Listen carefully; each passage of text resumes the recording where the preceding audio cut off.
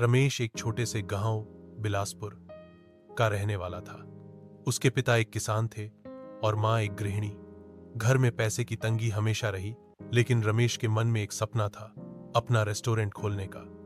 बचपन से ही वह अपनी मां को चूल्हे पर खाना बनाते हुए देखता और सोचता, अगर दुनिया मेरी मां के हाथ का खाना खाए तो सब वाह वाह कर उठें। गांव में ज्यादा विकल्प नहीं थे, इसीलिए रमेश ने 10वीं तक पढ़ाई की और फिर शहर भोपाल चला आया नौकरी की तलाश में। उसके पास सिर्फ हर 2000 और मां की दी हुई 2 रोटियां थीं। भोपाल पहुंचते ही रमेश ने एक ढाबे में बर्तन धोने की नौकरी पकड़ ली। दिन भर बर्तन, रात को फर्श पर नींद। लेकिन हर बार जब कोई ग्राहक कहता, क्या स्वाद है इस दाल में, तो रमेश की आंखों में अपने सपने की तस्वीर और साफ हो जाती। धीरे धीरे रमेश ने खाना बनाना सीख लिया। ढाबे के मालिक शंकर भैया ने रमेश की लगन देखकर उसे किचन में हेल्पर बना दिया। 3 साल बीत गए।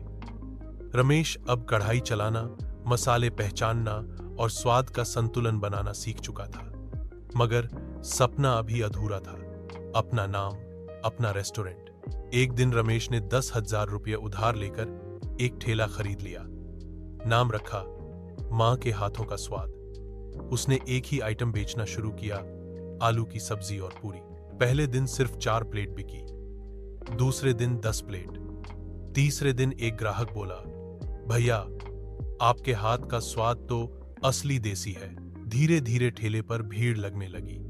रमेश हर ग्राहक को मुस्कुराकर खाना परोसता और पैसे से ज्यादा तारीफें कमाता।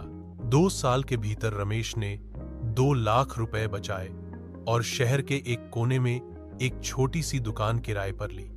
अब वह ठेले से दुकान पर आ गया था। नाम वही रखा, मां के हाथों का स्वाद।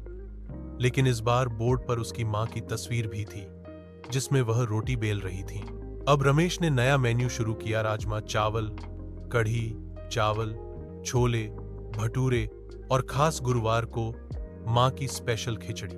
एक बार एक फूड ब्लॉगर ने उसके खाने की तारीफ इंस्टाग्राम पर कर दी और फिर क्या था, लाइन लग गई। अब रमेश का रेस्टोरेंट भोपाल के 3 इलाकों में फैल चुका था। वो अब रेस्टोरेंट वाला रमेश कहलाता था। लेकिन इस सफलता के साथ साथ चुनौतियां भी आईन। कर्मचारी छोड़कर जाने लगे, कंपटीशन बढ़ गया, रेटिंग्स पर खेल होने लगा। पर रमेश ने कभी स्वाद से समझौता नहीं किया। उसने हर नई शाखा में कैमरे लगवाए, साफ सफाई का पूरा ध्यान रखा और खुद हर रसोई में जाकर स्वाद चखा करता। एक दिन रमेश को मध्य प्रदेश के सर्वश्रेष्ठ युवा उद्यमी का अवार्ड मिला। मंच पर बुलाकर पूछा गया, आपकी सफलता का राज क्या है? रमेश ने मुस्कुराकर कहा, मैंने कभी रोटी को बिजनेस नहीं समझा, उसे भावना समझा। खाना सिर्फ पेट नहीं भरता, दिल भरता है। मैंने हमेशा खाना प्यार से बनाया और उसी प्यार ने मुझे यहां तक पहुंचाया। आज रमेश के पास पैसा, नाम और पहचान सब कुछ है, लेकिन वो हर साल 1 महीना अपने गांव जाता है। वहां वो 1 हफ्ते का फ्री भोजन मेला लगाता है, जहां हर गांव वाले को बिना पैसे के वही स्वाद मिलता है जो कभी उसकी मां बनाती थी। उसने गांव में एक नया प्रोजेक्ट शुरू किया है, मां की रसोई, जहां गांव की महिलाएं खाना बनाती हैं और रमेश के शहर वाले रेस्टोरेंट्स में पहुंचाया जाता है। रमेश अब सिर्फ एक रेस्टोरेंट वाला नहीं है, वो एक सोच है। बड़े सपने छोटे ठेलों से भी पूरे हो सकते हैं, बस स्वाद में इरादा और मेहनत होनी चाहिए।